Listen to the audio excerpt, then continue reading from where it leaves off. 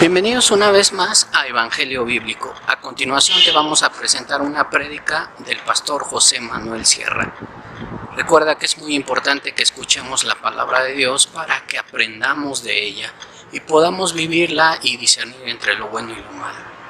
Así es que te invito por favor a que pongamos mucha atención en el siguiente mensaje.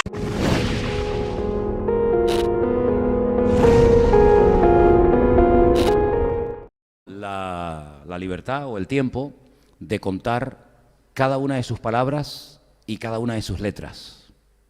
Y parece mentira que David, con tan solo 57 palabras y 219 letras, haya escrito uno de los salmos más conocidos y más bonitos de la Biblia, el famoso Salmo 23.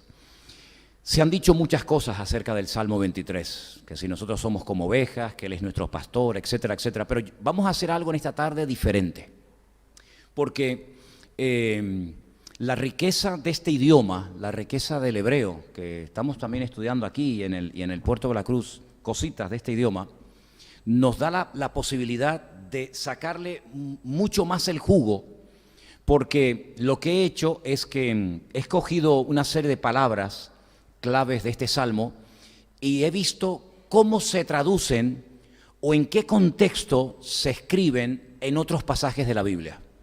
Claro, esto me ha llevado horas. Si lo que yo les voy a compartir a ustedes, que yo no creo que lo pueda compartir todo, no sé hasta dónde vamos a llegar, pero estudiar los salmos o estudiar un capítulo de la Biblia casi palabra por palabra te lleva un montón de tiempo. Y cuando yo estaba estudiando en estos días este salmo, casi palabra por palabra, pues me alegré de ver todo lo que se puede sacar de él, pero por otro lado me puse un poco triste. Y les voy a decir por qué. Porque si yo me dedicara a ir por cada salmo, por cada capítulo, por cada pasaje de la Escritura, casi palabra por palabra estudiando lo que significa, la raíz verbal que tiene, en qué conjugación hebrea está, en dónde aparece en otros textos, con la edad que tengo en este momento, no me va a dar tiempo de poder estudiar toda la Biblia. Entonces, por un lado, me alegré de haber descubierto cosas muy bonitas del Salmo 23, pero por otra parte le dije, Señor, no me va a dar tiempo de poder estudiar toda tu palabra, ni siquiera todos los salmos, porque son 150, palabra por palabra. Imagínate los años que te puedes pegar ahí. Pero yo creo que en esta tarde, con ayuda del Señor, vamos a descubrir cosas muy interesantes. He observado algo que, por un lado, está bien y por otro lado me preocupa un poco.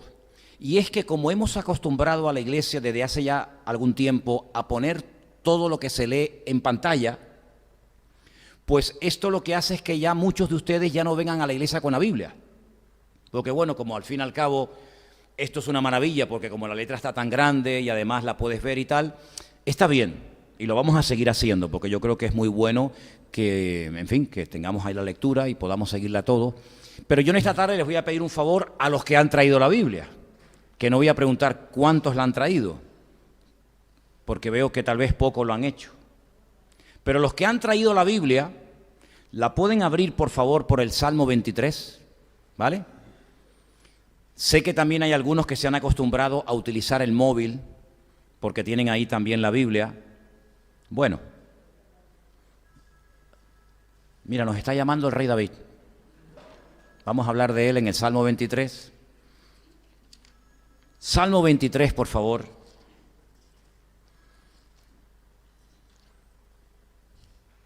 El Salmo 23 dice, hay un título que los hombres le han puesto, ese título no está en el texto original, pero pone arriba Salmo de David. Y el versículo 1 arranca con el Señor es mi pastor. ¿Lo veis? ¿Sí o no? Bueno, en el texto que ustedes tienen ahí delante, ese Salmo de David sí forma parte del versículo 1, ¿vale? Entonces el Salmo empezaría diciendo, Salmo de David, y sigue el versículo 1, el Señor es mi pastor, etcétera, etcétera, ¿de acuerdo? Ahora, yo he escogido algunas palabras que para mí son claves de este salmo. Por ejemplo, la palabra pastor. Tengo aquí un puntero, espero que esto funcione. La palabra pastora es esta, ¿la veis ahí? Si de vez en cuando me pueden contestar, me ayudaría un poquito. Gracias, hermano, muy amable, María. ¿La veis? ¿La veis? Vale, ok, roí. Realmente la palabra pastor es la palabra roé. Pero cuando se habla de algo personal, de algo de uno, se añade esa letra pequeñita, que los que están estudiando hebreo saben que es la letra Yod. Y entonces ya conviertes a ese Dios, a ese Señor, a ese pastor o lo que sea, en algo tuyo, en algo propio. Entonces dice, Roí, el Señor es mi pastor. El nombre de Dios, que es el nombre que aparece anterior, este es el nombre propio de Dios, la letra Yod, Hei, Bat Hei, aparece tanto al principio del Salmo como al final. Me llama mucho la atención que el Salmo empieza con el nombre propio de Dios, ahí, y termina prácticamente con el nombre propio de Dios. Algo que me ha llamado la atención, y los que están estudiando hebreo saben de lo que voy a hablar, en hebreo existen dos letras M. Se llama men, la letra M en hebreo se llama men. Y hay dos tipos de M, una que es abierta y una que es totalmente cerrada. Y mira qué curioso, perdón, que el Salmo 23 aparece con la M, mitzmor, ahí pone Salmo, con la M abierta, la primera letra, y la última letra del Salmo 23 es esta. ¿La veis? ¿La veis? Gracias. Es la letra men, pero cerrada. ¿Será casualidad? ¿Tendrá alguna explicación? Por supuesto que todo tiene una explicación en la Biblia. No hay nada que sea casual. Empezamos y terminamos con Dios.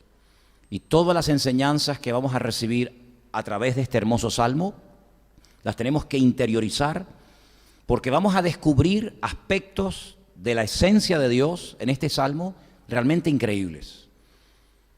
Es un salmo escrito por el rey David. Ustedes saben que la mayoría o muchos de los personajes importantes de la Biblia curiosamente fueron pastores. Abraham fue pastor, su hijo Isaac también lo fue, Jacob también lo fue, los hijos de Jacob, la mayoría de ellos también fueron pastores. Tenemos al rey David, que también fue pastor de ovejas antes del rey de Israel. Por lo tanto, eran personas que este mundo de la ganadería, sobre todo las cabras y las ovejas, lo conocían perfectamente. Sabían perfectamente cómo actúa, cómo es la mentalidad de una oveja y cómo es la mentalidad o las características de las cabras. Y aunque son animales aparentemente parecidos, la conducta, el comportamiento de una cabra y de una oveja no tiene absolutamente nada que ver. Les conté en cierta ocasión que se hizo en un tiempo unos experimentos que consistía en tener rebaños mixtos de cabras y de ovejas, y fue un auténtico desastre. Porque las cabras les gusta trepar, son generalmente rebeldes, son testarudas, trepan, se suben allá arriba y no son gregarias, no es como la oveja tontorrona que siempre está en manada, siempre está en grupo con las demás, sino que la cabra tiene ese espíritu independiente, ¿no? Hay un refrán por ahí que dice que la cabra tira al monte, ¿no? En cambio, la oveja es más gregaria, la oveja es más tontorrona, más dependiente del pastor. Entonces, ¿qué es lo que pasaba? Que, bueno, cuando se mezclaban las ovejas con las cabras, las ovejas terminaban imitando a las cabras y trepaban y se subían a unas alturas tremendas y después no sabían bajar, se perdían y bueno, era un lío y le daban un trabajo a los pastores tremenda. Entonces lo que decidieron fue no mezclar ovejas con cabras, sino que cada uno vaya por su lado, ¿no? La cabra come lo que encuentre, cartón, plástico, hierba, madera, lo que agarre la cabra se lo come, ¿verdad? Sin embargo, la oveja es más selectiva. más delicada. Una oveja cae, por ejemplo, en el agua y si es tiempo de lana que aún no la han esquilado, se muere porque se le empapa la lana con el agua y se le duplica o triplica el peso y se ahoga porque apenas sabe nadar. La cabra, digamos que no es tan dependiente aparentemente del pastor. El pastor tiene que estar más veces detrás de las cabras. Sin embargo, con la oveja es al revés. La oveja generalmente sigue al pastor y el pastor muchas veces tiene que seguir a la cabra, ¿no? Por eso yo pregunto, ¿a quién te pareces tú más? ¿A una cabra o a una oveja? En fin, tú verás, ¿no? No le preguntes a tu marido, a tu esposa, no sea que te lleves una sorpresa con la respuesta, ¿no? Pero lo que me llama la atención de esta palabra pastor tiene una raíz muy interesante y la estuve buscando en diferentes pasajes de la Escritura y hay un texto que está en el libro del Génesis, capítulo 16, versículo 14. No hace falta porque claro, si a lo mejor lo pones va a perjudicar eso ahí, pero bueno, como quieras. En Génesis capítulo 16, versículo 14, hay un versículo muy interesante donde aparece la palabra roí, que es la palabra mi pastor. Y déjame que te lo lea, presta atención. Dice así: por lo cual llamó al pozo, pozo del viviente que me ve. Pozo del viviente que me ve. Pozo es ver, viviente es la hay, que me ve, que me observa, es roí. Así que en el Salmo 23, la palabra roí la traducen como mi pastor, pero en Génesis 16:14 la traducen como el que me ve, el que me observa. Y hay otro pasaje tremendamente interesante en la Escritura que marcó en el mundo espiritual un antes y un después, y es lo que se llama la aquedá, cuando Abraham coge a su hijo de casi 40 años. Maestras de escuela dominical, tengan presente este dato, porque a veces he visto en fotografías o en póster o en cuadros de la escuela dominical a un niñito, casi a un adolescente, ¿verdad? Que su papá lo lleva y lo pone sobre un altar y ese niñito es Isaac y el papá, un señor muy anciano, es Abraham. Pero realmente la realidad no fue así. La realidad es que Isaac se calcula que ya podría tener casi 40 años de edad. Y por eso cuando dice la Biblia, y ambos iban juntos, los dos iban juntos, es que Isaac sabía lo que se exponía. Isaac no era tonto. Isaac sabía perfectamente en qué consistía un sacrificio. Un sacrificio no era solamente subir a un monte, levantar un altar de piedras, prenderle fuego a la madera y nada más, sino que un sacrificio no era sacrificio si no había una víctima, si no había un animal inocente, fuera oveja, cabra, buey o lo que correspondiera en el momento, ¿no? Y por eso él le pregunta a su padre, dice, oye padre, que llevamos 3 días caminando, venimos desde el sur de Israel, desde la ciudad de Beer-Sheba, Beer, esposo, Sheba, hoy se aprendieron algunos nombres, que es Sheba, 7, ¿no? La ciudad de los 7 pozos, y venimos 3 días caminando y veo que llevas leña, llevas brasas, llevas fuego, ¿verdad? Las hemos avivado por el camino, llevas el cuchillo, pero una pregunta, ¿y el cordero, el holocausto, la víctima? Y entonces el padre le dice, el Señor proveerá. Dice en el texto en Génesis, Adonai Jireh. Pero realmente no dice proveerá, sino que vuelve otra vez a aparecer con otra conjugación la palabra roí, que en el Salmo 23 la traducen como mi pastor.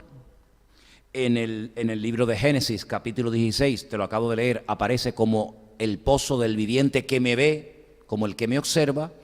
Pero en ese pasaje donde Abraham sube con su hijo Isaac al monte Moriah a sacrificar a su hijo, se traduce como el Señor verá, no como el Señor proveerá, que es lo que habitualmente leemos en la versión Reina Valera, sino que realmente lo que dice el Señor verá. Es decir, va a ocurrir algo hoy en esa montaña que en el mundo espiritual, como acabo de decir, marcará un antes y un después. Tú sabes que hay acontecimientos, sabes que hay cosas que suceden en la historia que pueden marcar un antes y un después en nuestras vidas. Por ejemplo, cuando una mujer se casa, un hombre se casa, oye, hay un antes y un después.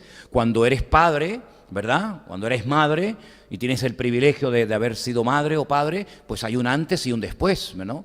Bueno, pues en el mundo espiritual hay cosas que podemos hacer los seres humanos para bien o para mal que marcan un antes y un después.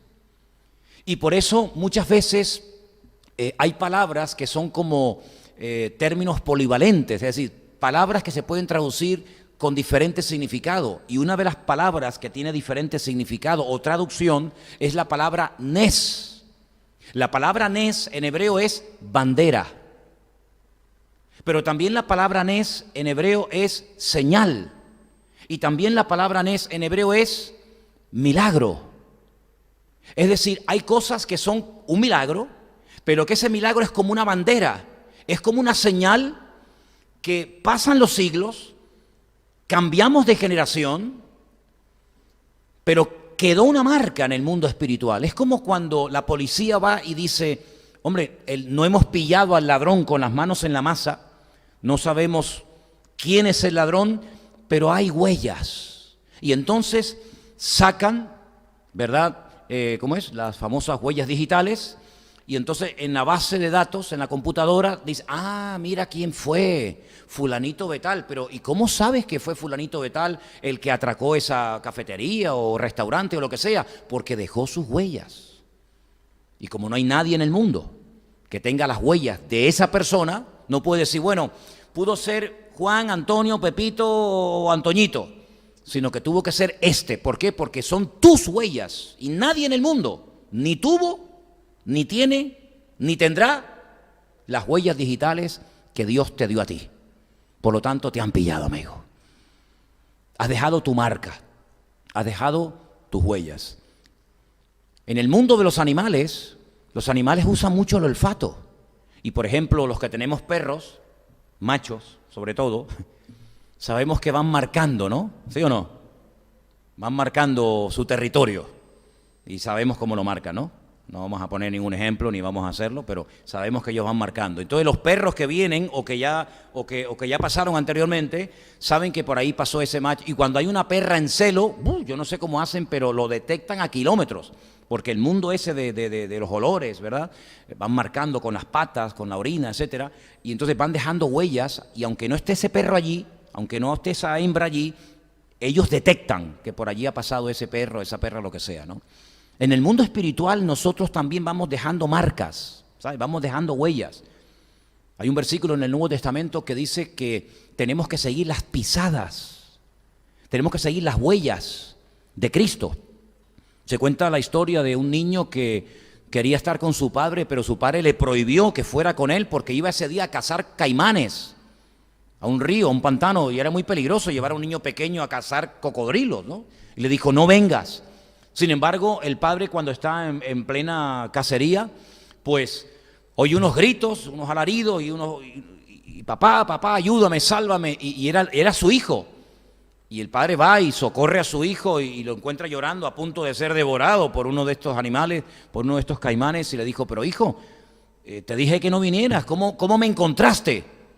Y el hijo le dice, porque fui siguiendo tus huellas. Ibas dejando tus huellas en el barro, donde sea, y yo las seguí y te encontré, ¿vale? Entonces, en el mundo espiritual vamos dejando nuestra marca, vamos dejando nuestra huella. Es curioso porque el apóstol Pablo incluso habla hasta del olor que espiritualmente desprendemos. Dice que hay algunos que desprenden olor de vida y hay otros que desprenden olor de muerte. Y Pablo utiliza algo que era muy conocido en el Imperio Romano, y es que cuando cogían en cautivos para después matarlos o para después convertirlos en esclavos, torturarlos o tirarlos a la arena del circo romano y burlarse de ellos, pues los vencedores lógicamente venían delante y era la entrada triunfal. Y entonces en la ciudad que los recibían, ponían en las calles, ponían en las plazas, ponían en lugares más importantes por donde iba a pasar el desfile, ponían, ¿cómo se llama? Como fuegos, ¿no? Como una serie de antorchas, y ponían incienso. Y entonces los que habían vencido, dice que para ellos era olor de vida, era olor de triunfo, era aplausos, era reconocimiento, pero para los que iban atrás, encadenados, sabiendo que iban a morir, para ellos era olor de muerte. Así que los que iban delante, que habían vencido, para ellos ese incienso era lo mejor del mundo, era la bienvenida, era el reconocimiento a la victoria. Pero para los que iban atrás, que habían perdido, los que iban cautivos, para ellos era olor de muerte y una muerte segura y próxima, ¿no? Entonces el Señor nos dice en su palabra que Él nos observa. El Señor nos observa permanentemente de noche y de día. Y esta mujer que dice: a este pozo le voy a llamar el pozo del viviente que me ve, Beer Jai Roí, es nada más y nada menos que una mujer que tuvo muchos problemas consigo misma y con los demás. Y me estoy refiriendo a una egipcia llamada Agar. Me llama mucho la atención que cuando la Biblia habla de Agar, dice que era la sierva egipcia de Sara. Es decir, Abraham bajó a Egipto en un momento puntual de la vida, y cuando él se va de Egipto, el rey de Egipto le hace un regalito. Es decir, podríamos decir que Abraham se fue de Egipto, pero Egipto no se fue de él. Le metió a Egipto en la familia, y sabemos que esa mujer, Agar, pues le creó muchos problemas a su ama, a su esposa, porque dice la Biblia que se burlaba de ella cuando quedó embarazada de su marido. Y hay un momento en el que ella huye y un ángel se le presenta y le habla y le dice: vuelve y sométete, y agacha la cabeza. Y hay otro momento en el que otro ángel o el mismo ángel le habla y le dice: no tengas miedo, te acaban de echar de casa, no tienes presente ni futuro, estás en pleno desierto, se te ha acabado el cántaro de agua, pero el niño no morirá, sino que el niño será, dice en hebreo, un pere Adán. No dice Adán Pere, no dice un hombre salvaje, sino dice será un salvaje hombre, como diciendo la característica principal de la descendencia de los ismaelitas serán un salvaje, un ser humano, pero será un salvaje. Dice, peleará contra todo el mundo y todo el mundo peleará contra él, ¿vale? Y por su espada vivirá. Es un hombre guerrero, y ese es el origen del pueblo árabe, gente guerrera, gente nómada, gente que se ha buscado la vida, toda la vida en los desiertos, pues robando, asesinando, etcétera, etcétera, ¿no? Así es que vemos que esa palabra roí o mi pastor también significa el que me observa, el que me conoce, el que está permanentemente a mi lado, no me abandona, sino que Él sabe perfectamente dónde estoy y cómo estoy. No solamente que me observa, sino que me observa, me conoce y sabe realmente cómo estoy. Esa palabra me llamó mucho la atención porque es mucho más que una persona que sale al campo, pastorea las ovejas y se va, sino que el pastor de ovejas fundamentalmente está siempre mirando, oteando el horizonte, tratando de descubrir cualquier peligro que la oveja no vea, pero que él tiene que verlo para actuar en consecuencia. La segunda palabra que analicé, vamos a poner otra vez el texto, es en hebreo, es una palabra que es la palabra menujot, y la encontramos en el versículo 2. En el versículo 2 tenemos Mismor de David, Adonai Roí, Lo Exar, Binot de Shev, y tenemos la palabra esta, menujot. En español esa palabra se ha traducido por la palabra reposo.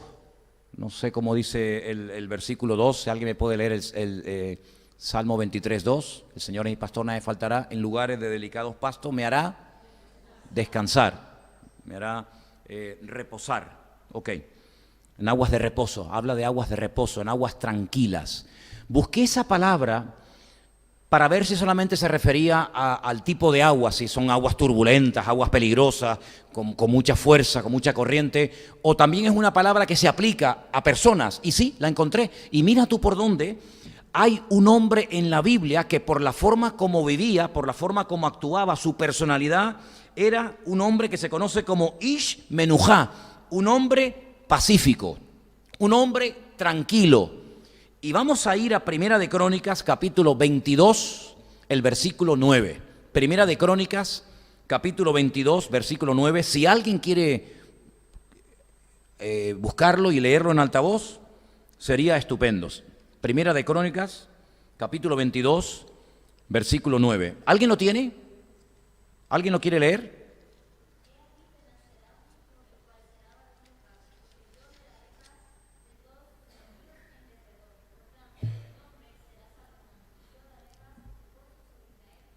Fíjate qué interesante, se le está profetizando al rey David que va a tener un hijo que será un Ish Menujá, es la misma palabra que aparece para reposo o para aguas tranquilas, porque dice que sería un hombre tranquilo.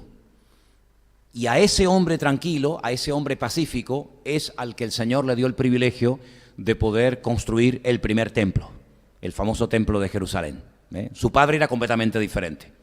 La personalidad, el estilo de vida de David era totalmente diferente. Pero sin embargo vemos que es un término que no solamente se utiliza para hablar de aguas tranquilas, ¿verdad?, sino que también es un término que se utiliza para hablar de personas que tienen esa característica, gente tranquila, gente pacífica, gente que no tiene ese espíritu guerrero como el que tenía David. No vemos nunca a Salomón yendo a la guerra. Salomón era un hombre que se dedicó a otro tipo de cosas, ¿verdad?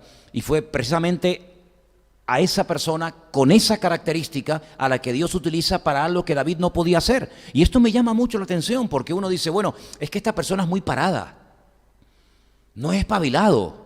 El otro sí, el otro tiene un carácter, un temperamento, pero te das cuenta que en la Biblia hay lugar para todo el mundo. Hacía falta un David. David no podía ser un tipo parado, un tipo que se venía abajo por cualquier cosa. David era un hombre con un carácter, con un temperamento, pero era el tipo de persona que hacía falta pues para dominar a los enemigos, para que después, cuando naciera su hijo Salomón, hubiera paz, hubiera calma, y él a su vez fuera un hombre pacífico y tranquilo, ¿verdad? Sobre todo que meditara. Fíjate la cantidad de cosas de las cuales habló Salomón, hasta de las hormigas. Oye, para hablar de las hormigas, este hombre estaría, claro, como no iba a la guerra, pues se iba al campo a ver las hormigas. David no se iba a parar nunca a ver las hormigas, porque es que no tenía ni tiempo, ni sabía que existían las hormigas, ¿verdad? Sin embargo, Salomón habla de las hormigas, habla de las arañas. Salomón escribe un libro de Proverbios, que es una maravilla. Salomón escribe un libro llamado el libro de Coelet o el libro de Eclesiastés, donde él reflexiona sobre la vida, gente que fue muy famosa y que muere con ningún reconocimiento, gente que no fue famosa pero que le dan una pompa al morir que no le dieron en vida. Sí, es un hombre que se rompe la cabeza, y entonces vemos en la Biblia que hay personas impulsivas, personas melancólicas, personas flemáticas, personas sanguíneas, y hay lugar absolutamente para todo. Porque esa palabra menujá o menujot aparece hablando acerca de la personalidad o hablando de la vida también de Salomón. Hay otra palabra que me llama la atención y es la palabra yenagení. La palabra yenagení es una palabra que dice en el texto en español, Él me guiará por sendas de justicia. Quiero pedirle a dos de ustedes que me busquen Éxodo 15:13, por favor, y otra persona, Segunda de Crónicas 28:15. Repito, alguien que me lea Éxodo 15, versículo 13, y otra persona que me lea Segunda de Crónicas 28:15. Cuando alguien tenga el texto de Éxodo, María, por favor, ¿me lo puedes leer?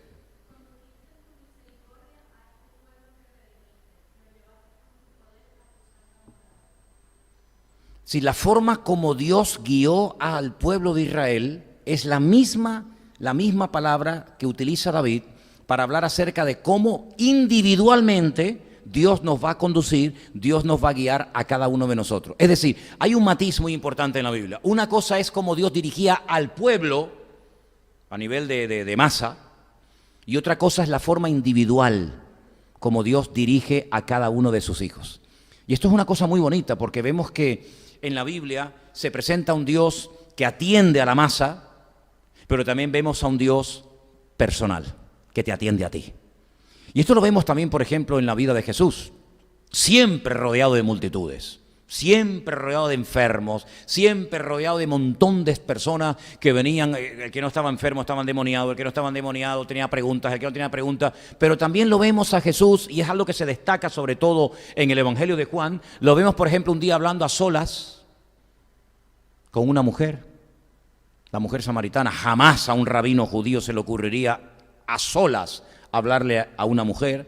Lo vemos hablándole a un solo enfermo, cuando dice Juan capítulo 5 que había una multitud de enfermos sentados esperando el movimiento del agua en el estanque de Betesda. Sin embargo, lo vemos hablando con uno solo.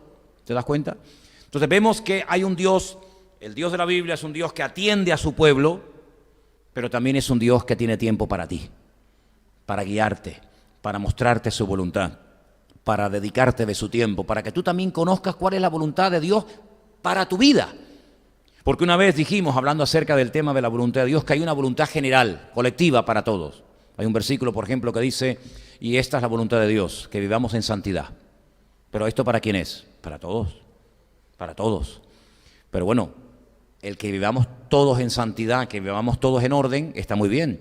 Pero una pregunta, ¿qué hago con la casa? ¿La vendo o la compro? ¿Qué hago? ¿Me quedo o me voy? ¿Me caso con este o no me caso? ¿Le digo esto o no le digo nada? Esa es una voluntad personal, individual. Hay momentos en los que el Señor le da permiso a Abraham para ir a Egipto y hay otros momentos en el que le dice a su hijo, no vayas a Egipto. ¿Te das cuenta? Al padre lo deja bajar, al hijo no. Entonces hay una voluntad para todos en general, pero luego hay una voluntad personal, individual, para cada uno de nosotros. Y esto lo vemos en el Salmo 23. Él me guiará.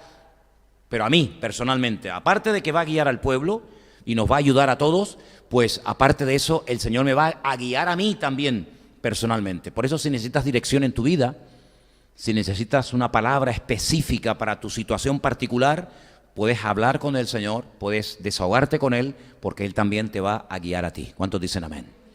Esa palabra, yenangení, que es guiar o conducir o guiar, aparece también en un texto que está en Segunda de Crónicas, capítulo 28, el versículo 15. ¿Me lo puede leer alguien, por favor? Patricia.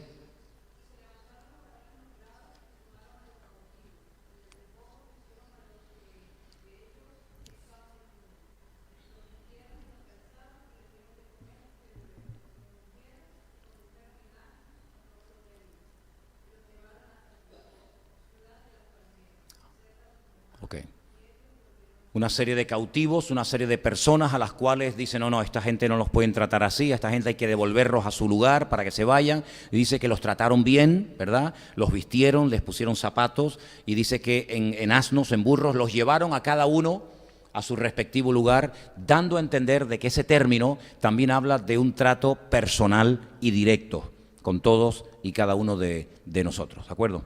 Vamos al versículo 3. En el versículo 3 hay una palabra muy, muy interesante, que es la palabra Yeshoveb. La palabra Yeshoveb. Vamos a ver si la podemos encontrar ahí en el texto. La tenemos aquí. Esta palabra, ¿la veis ahí? Ahí pone Yeshoveb. Esa palabra que aparece en el Salmo 23... realmente significa la palabra restaurar. Cuando en español dice, Él confortará mi alma. Esa es la palabra que se emplea en la Biblia para restaurar. Y es la palabra que más datos he podido encontrar acerca de ella. Porque mira, no los vamos a leer todos, pero como esto queda grabado y después el que quiera puede volver a escuchar este estudio en su casa, y los que nos están siguiendo, pues sé que muchos toman nota. Déjenme decirles que, por ejemplo, en el capítulo 29, versículo 3 de Génesis 29, 3, la palabra Yeshoveb aparece como volver a colocar algo en su sitio. Lo he movido, pero lo vuelvo a dejar en su sitio. Eso es Yeshoveb. Cuando tú coges algo y lo pones de aquí para allá, pero ese no es su sitio. Vuelva usted a poner esto en su sitio, eso es Yeshoveb. Y ahí se habla de una piedra. Dice la Biblia que había una piedra enorme que la ponían en la boca del pozo de agua en el cual bebían los rebaños, la quitaban, bebían, y para que no entrara tierra ni se cayera nadie, Yeshoveb, la volvían otra vez a colocar en su sitio. Esa palabra se utiliza para poner las cosas en el sitio que tenían que estar. Génesis 14, 16...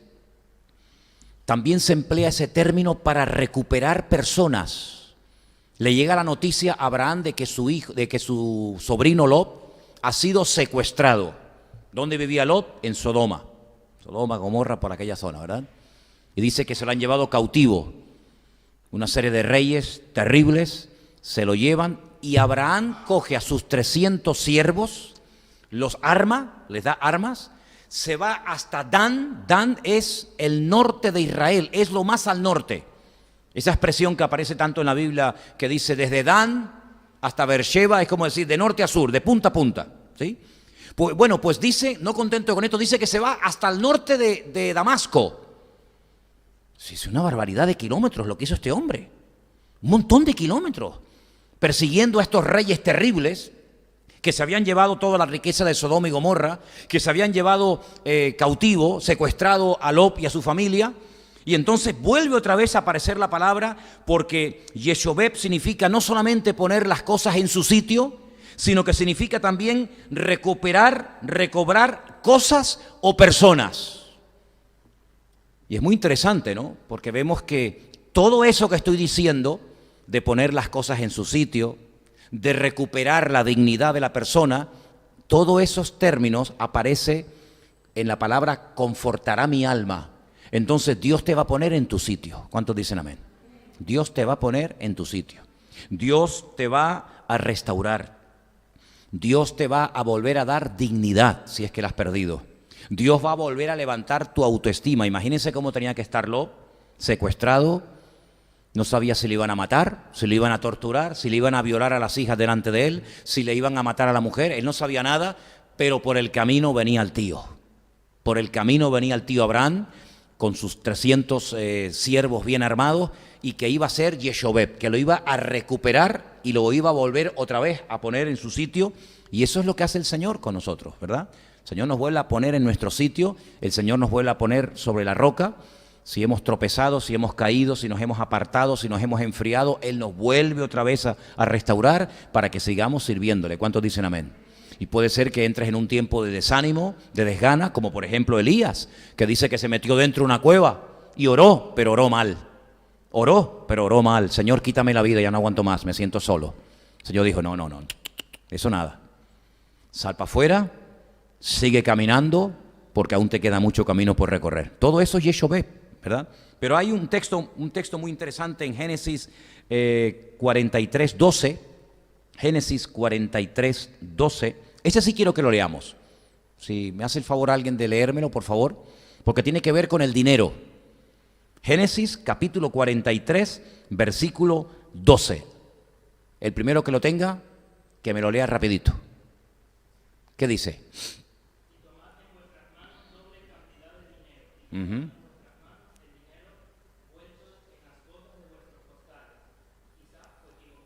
¿Conocéis esa historia?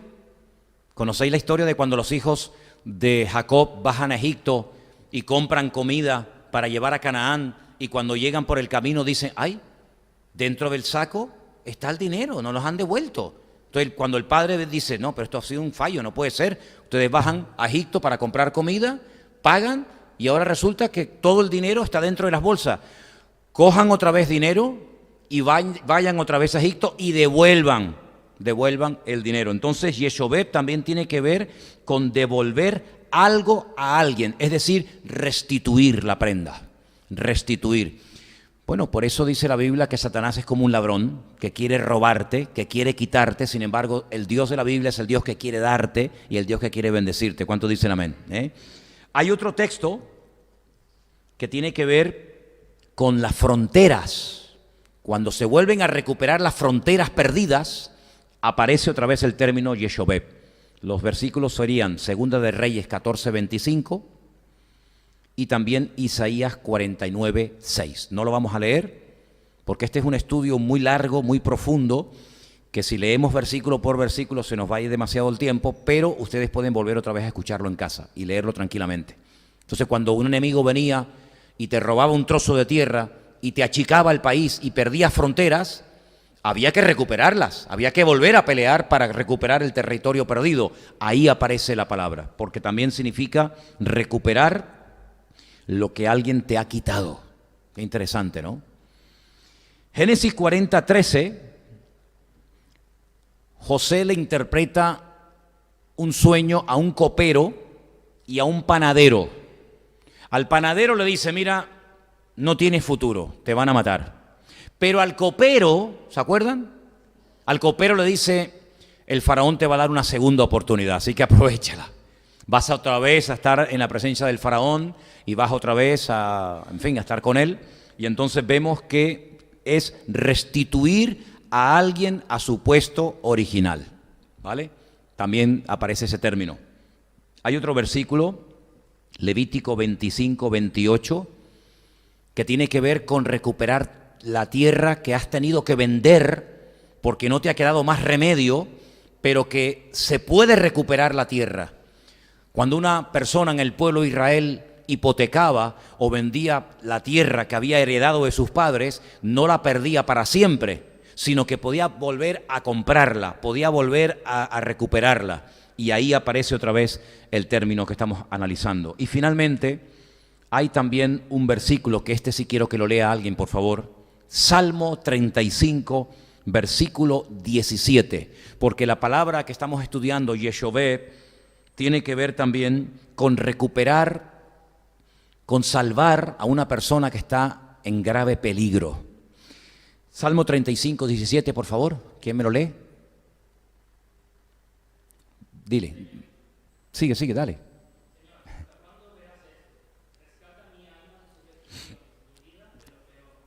Si podemos pedirle al Señor que nos proteja de peligros que conocemos, pero cuidado, hay muchos peligros de los cuales yo creo que nos ha salvado el Señor y no nos hemos dado ni cuenta.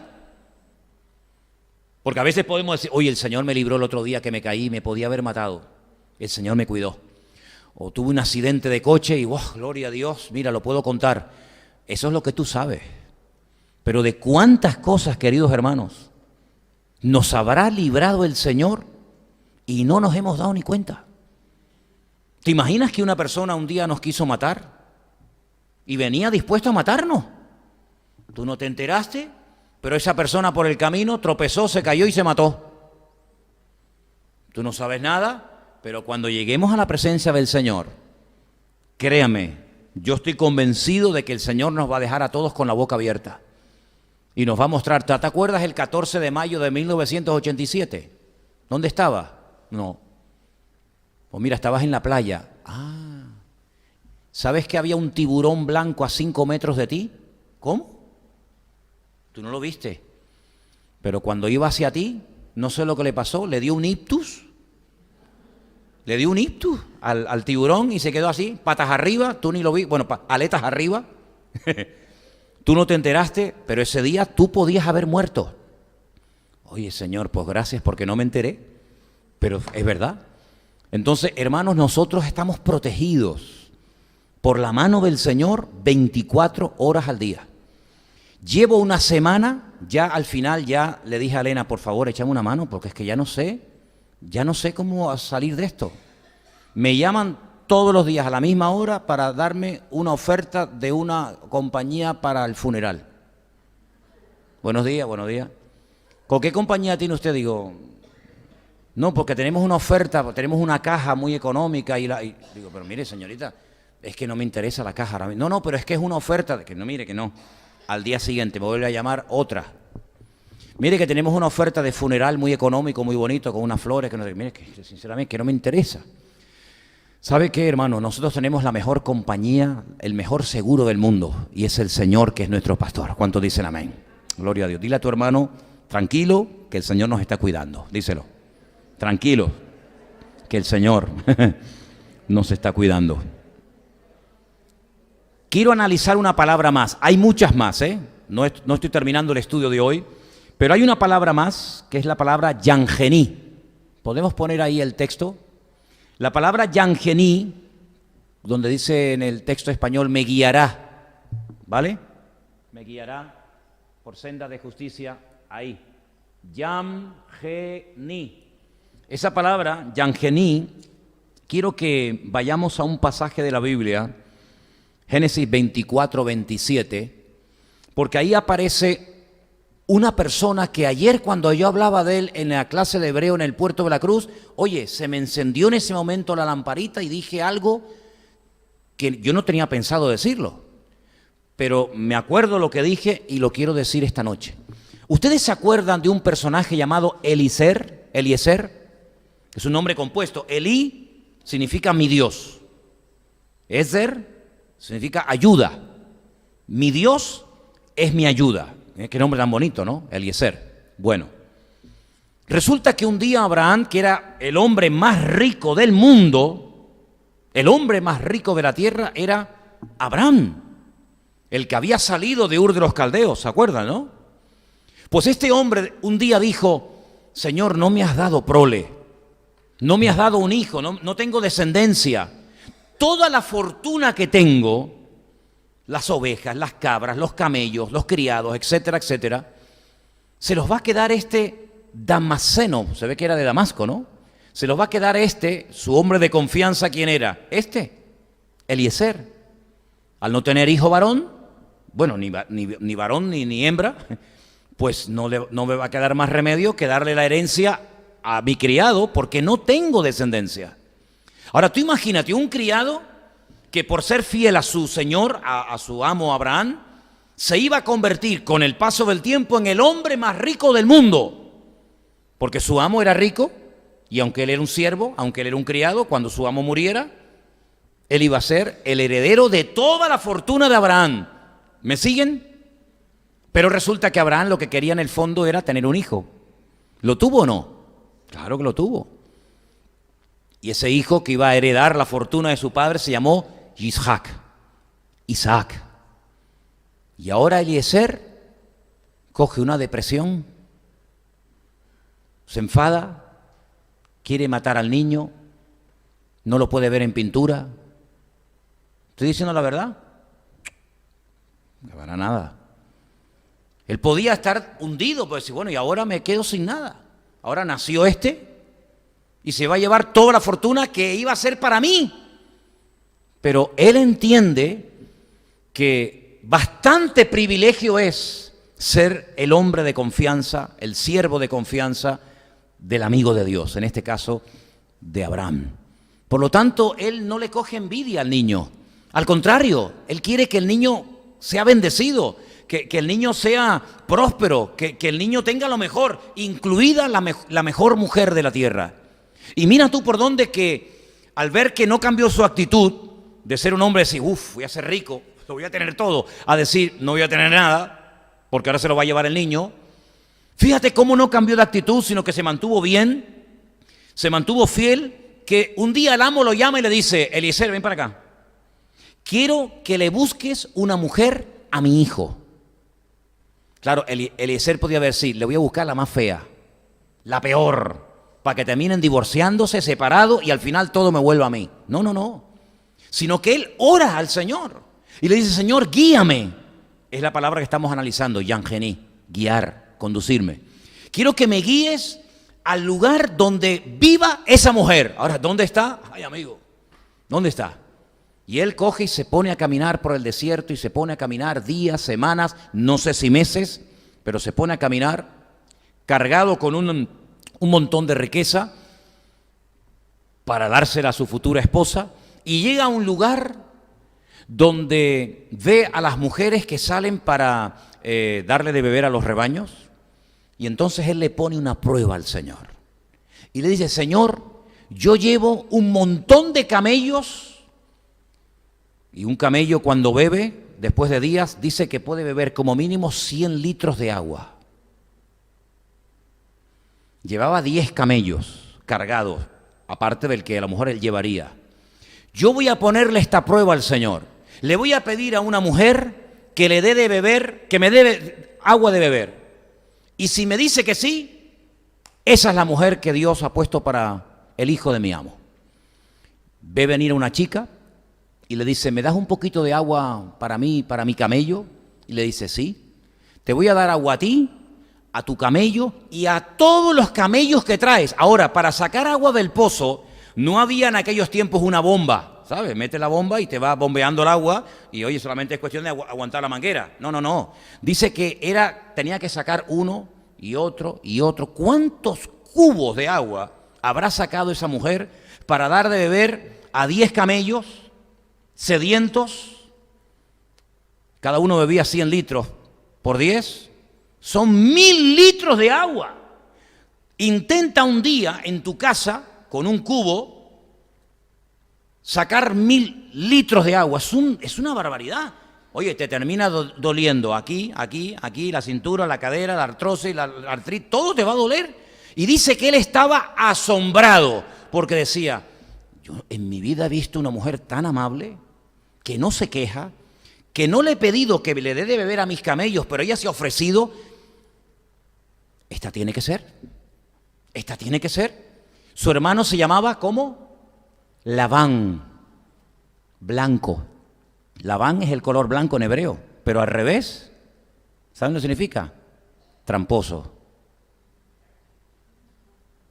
Parece blanquito, pero es un tramposo de mucho cuidado. Le da un brazalete de oro, le da unos anillos, le da unas cositas y su hermana se va a la casa y le dice a su hermano, mira lo que me ha regalado un señor allí que le di un poco de agua a los camellos, un brazalete, un anillo, un pendiente. Y Labán sale corriendo al pozo y le dice, venga a mi casa, que tengo comida para usted. Este es un vivo, ¿eh? Y todos sabemos, ¿verdad?, la debilidad de Labán. Bueno, pues esa forma sobrenatural como el Señor guió a Eliezer, esa es la forma sobrenatural como el Señor nos va a guiar a todos individualmente en todas las necesidades que tengamos a lo largo de nuestra vida. ¿Cuántos dicen amén? Quiero que lean después en casa Isaías 58:11, donde aparece también la palabra Yangení, y ahí habla de pastorear, atender individualmente la necesidad de la persona. En el texto español dice, Él me guiará, pero guiar es cuidarme, pastorearme, atenderme. Y mira, y habrá momentos en los que el sentido común, la experiencia, pues más o menos te ayudará en la vida para saber qué tienes que hacer, pero seamos sinceros. ¿Verdad que pueden presentarse momentos en nuestra vida en los que no sabemos qué hacer? Digo, Señor, yo no sé qué hacer. Yo no sé si mandártelo o que te lo lleves. Yo no sé lo que hacer, pero en esos momentos, párate. Entra en tu aposento y cierra la puerta. Y tu Padre que te ve en secreto, te recompensará en público. Dile, Señor, no sé lo que hacer con mi matrimonio. No sé lo que hacer con mi hijo, no sé lo que hacer con los estudios, no sé lo que hacer con esta relación, no sé lo que hacer con esto, con aquello. Da igual, me puedes poner todos los ejemplos que tú quieras. Tú no sabes lo que tienes que hacer, pero hay alguien que sí sabe lo que tienes que hacer. Y ese es nuestro Dios. ¿Cuántos dicen amén?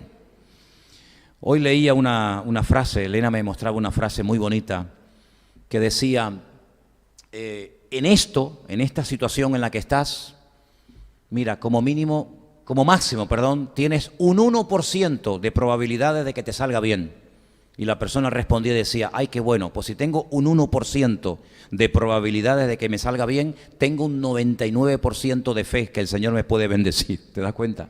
Es decir, no es que voy a echarle una mano a Dios, como a veces ha ocurrido en la Biblia, personas que no sabían qué hacer. Tú me has prometido un hijo y no viene, pasa un año, pasan 2, pasan 20, pasan 30 y el niño no viene, ¿qué hago? Y la mujer le dice, bueno, pues no sé, acuéstate con Agar a ver si a través de ella viene descendencia, lo hace y el Señor le dice, este no es el hijo de la promesa, esto es lo que tú has hecho en la carne, pero no me has dejado a mí obrar. Pasa que tú te has adelantado, tú te has precipitado y has metido la pata.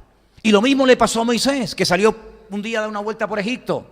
Y dice la Biblia que vio a alguien que estaba maltratando a un paisano suyo y se levanta y lo mata. Y entonces al día siguiente sale otra vez por la calle y hay 2 hebreos peleando y los quiere separar y uno de ellos le dice, ¿me quieres matar a mí también como ayer mataste al egipcio? Y entró en pánico y salió corriendo y se fue 40 años al desierto.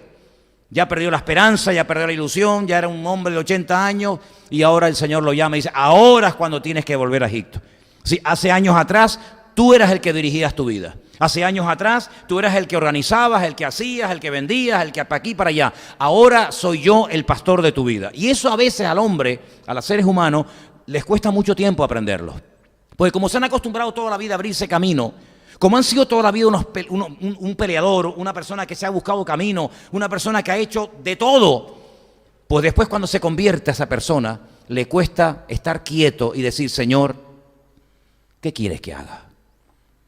Por eso el Señor tuvo que tirar a tierra a Pablo, porque Pablo era un hombre que sabía cómo hacer las cosas en la vida, pero para servir al Señor, a veces la experiencia, a veces el sentido común o lo que hemos hecho en el pasado no sirve para nada. A veces es peor, porque lo que nos quiere llevar el Señor al Salmo 23, y lo vamos a ir viendo semana tras semana, es a un grado de dependencia, porque no hay animal más torpe y más dependiente del humano como la oveja.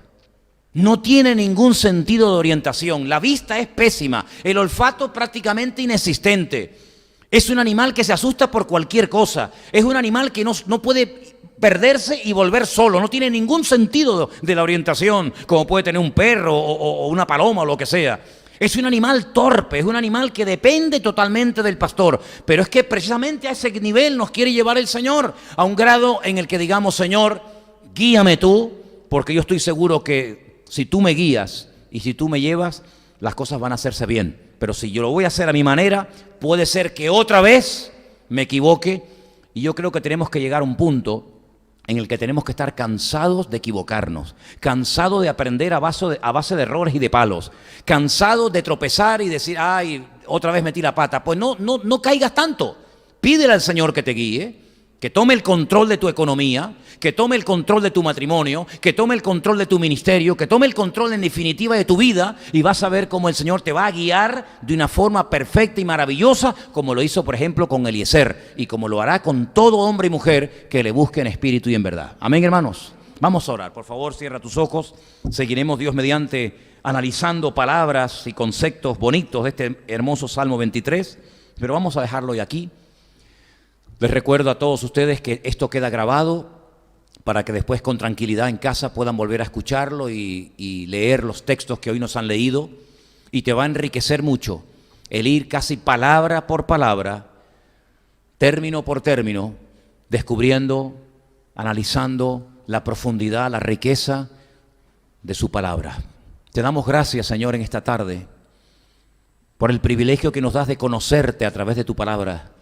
Te damos gracias, Señor, porque tú eres el que abre nuestros ojos y nos das oportunidades de crecimiento y de aprendizaje, y nos permites conocerte mejor, cómo actúas, cómo obras, cómo guías, cómo consuelas, cómo restauras la vida del ser humano.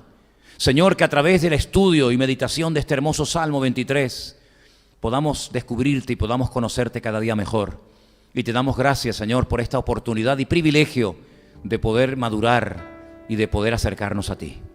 Gracias, Señor, te pido que nos ayudes y nos des entendimiento y memoria para poder retener lo aprendido. A ti la gloria y la honra en el nombre de tu amado Hijo Jesús. Amén. Y amén. Nos ponemos de pie, queridos hermanos, en esta noche todos.